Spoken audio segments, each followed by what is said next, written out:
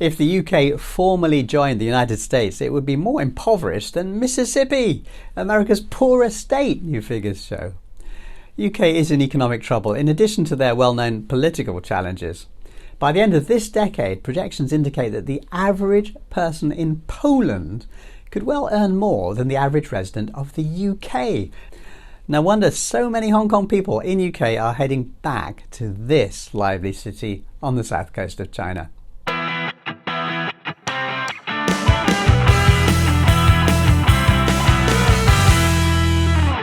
Here is the data. 9 years ago, it became undeniable that the UK had become a vassal state of the US. So a magazine called The Spectator calculated where the UK would fit on the chart of America's 50 states. Now, that grim calculation revealed that on an adjusted gross domestic product per capita basis, the UK would be only fractionally above the last on the list, which is the charming but famously impoverished state of Mississippi.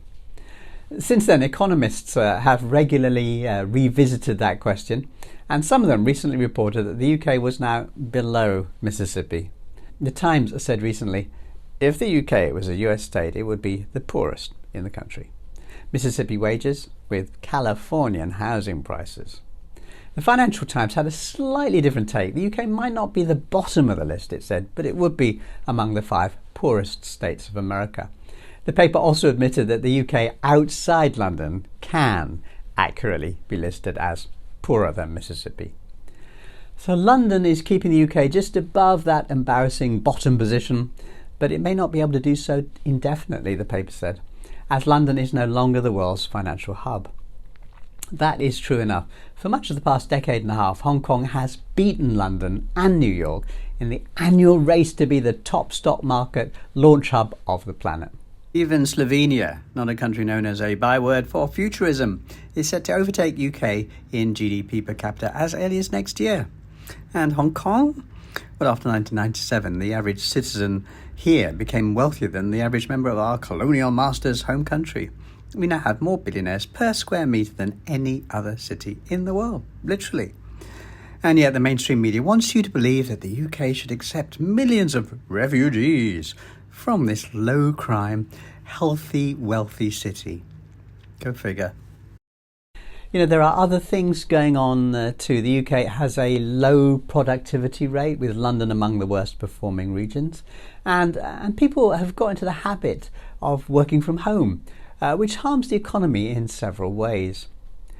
Meanwhile, Hong Kong's residential rates are climbing again as the market gently reignites. The new arrivals include returnees from the UK and working professionals, and also scholars who are moving in. The city has more universities in the global top 100 than any other city in the world. I'll do a separate piece on the so-called Hong Kong exodus later, and we'll look at the actual data about people heading out and coming back. But right here, let me give you a quick set of facts about the UK and Hong Kong that are not widely reported. Number one, the UK government has decided that privacy for people who communicate via WhatsApp and Facebook Messenger needs to be outlawed. They've said they intend to ban end-to-end encryption in the UK. The government wants access to material people sent to each other. Hong Kong has nothing like this. There are no plans to ban privacy on WhatsApp or Facebook Messenger or any messaging app. Number two, the UK says that protesters who block the roads or even slow walk in front of traffic can be immediately arrested. In Hong Kong, when protesters block the roads, the police leave them in place and work on diverting traffic around them to keep everyone safe. I've watched that happen with my own eyes dozens of times. The protesters in Hong Kong are allowed to remain in place, blocking the main thoroughfare for days, weeks or months, literally.